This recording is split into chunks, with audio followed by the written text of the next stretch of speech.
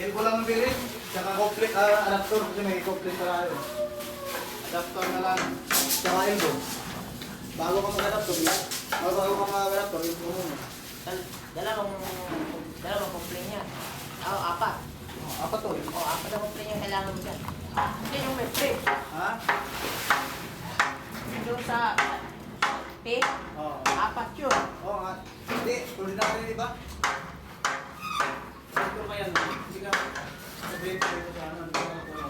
Dapat may adapter yun, hindi kay... Puro CPR na lang yun, ano? Apat na may adapter yun, yung nakatay na yun. Cold lang talagang, ano dun, supply lang sa cold talagang, ano dun? Kasi PPR din. Oo.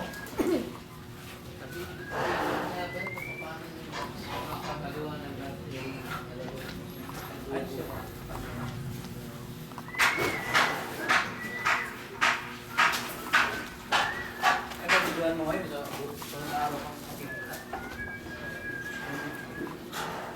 Mamayang gabi lang. Pina-forward na nila.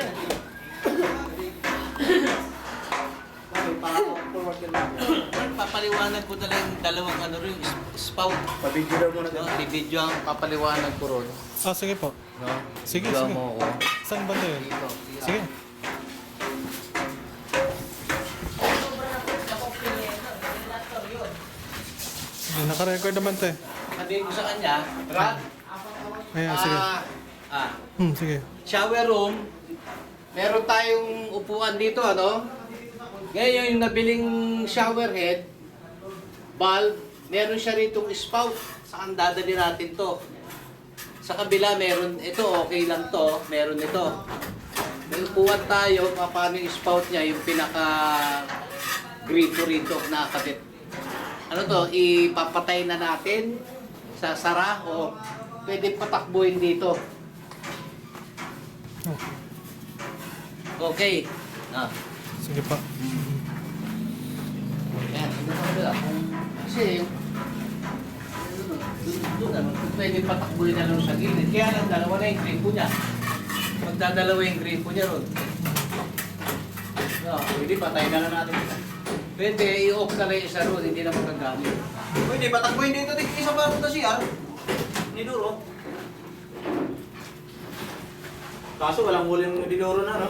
Wala na, nang Sige. Yan, ipapaliwanag ko na ng pag ano,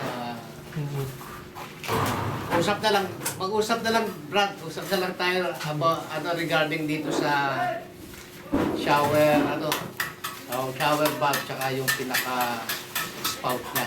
Okay.